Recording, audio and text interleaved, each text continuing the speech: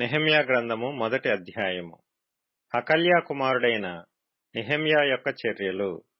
20వ సంవత్సరములో కిస్లేవు మాసమున నేను షూషెను కోటలో ఉండగా నా సహోదరులలో హనానీయను ఒకడును యూదులలో కొందరును వచ్చిరి. చెరపట్టబడిన శేషములో తప్పించుకొనిన యూదులను గూర్చియు యెరూషలేమును గూర్చియు నేను వారినడుగగా, వారు చెరపట్టబడిన వారిలో శేషించిన వారు ఆ దేశములో బహుగా శ్రమను నిందను పొందుచున్నారు. మరియు యెరూషలేము యొక్క ప్రాకారము పడద్రోయబడినది, దాని గుమ్మములను అగ్నిచేత కాల్చబడినవని నాతో చెప్పిరి. ఈ మాటలు వినినప్పుడు నేను కూర్చుండి ఏడ్చి కొన్ని దినములు దుఃఖముతో ఉపవాసముండి ఆకాశమందలి దేవుని ఎదుట విజ్ఞాపన చేసితిని.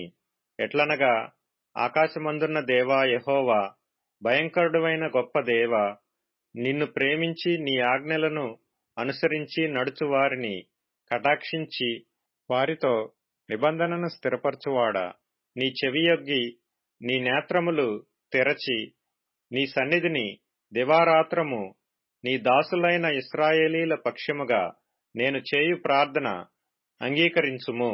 నీకు విరోధముగా పాపము చేసిన ఇశ్రాయేలు కుమారుల దోషమును నేను ఒప్పుకొనుచున్నాను. నేనును నా తండ్రి ఇంటివారును పాపము చేసియున్నాము. నీ ఎదుట బహు అసహ్యముగా ప్రవర్తించితిమి. నీ సేవకుడైన మోషే చేత నీవు నిర్ణయించిన ఆజ్ఞలనైనను కట్టడలనైనను నిధులనైనను మేము గైకొనకపోతిమి. నీ సేవకుడైన మోషేతో నీవు సెలవిచ్చిన మాటను జ్ఞాపకము చేసుకొనుము. అదేదనగా, మీరు అపరాధము చేసిన ఎడల జనులలోనికి మిమ్మును చెదరగొట్టుదును. అయితే మీరు నా వైపు తిరిగి నా ఆజ్ఞలను అనుసరించి నడిచిన ఎడల బూదిగంతముల వరకు మీరు తోలివేయబడినను అక్కడ నుండి సహా మిమ్మును కూర్చి నా నామము ఉంచుటకు నేను ఏర్పరచుకొనిన స్థలమునకు మిమ్మును రప్పించదనని నీవు సెలవిచ్చితివి గదా. చిత్తగించుము. నీవు నీ మహాప్రభావమును చూపి నీ బాహుబలము చేత విడిపించిన నీ దాసులగు నీ జనులు వీరే.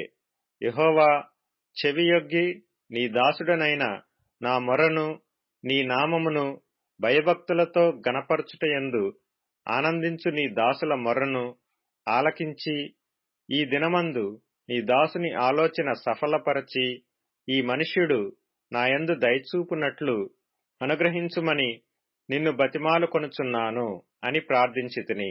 నేను రాజునకు గిన్నె అందించువాడనై యుంటిని.